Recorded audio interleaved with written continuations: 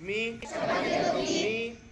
February March 2026 च्या इयत्ता 10वी व इयत्ता 12वी परीक्षेस परिपूर्ण अभ्यास करूनच सामोर जाईल।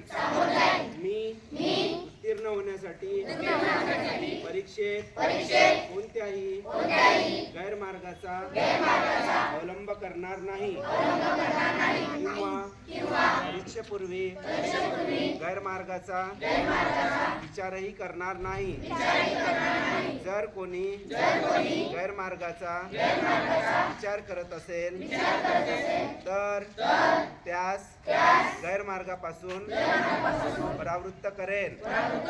परीक्षेला सामोरे जाताना मंडळ सूचनांचे व नियमांचे काटेकोरपणे पालन करेन। मी सातत्याने अभ्यास करेन व प्रश्नपत्रिका सोडविण्याचा सराव करेन।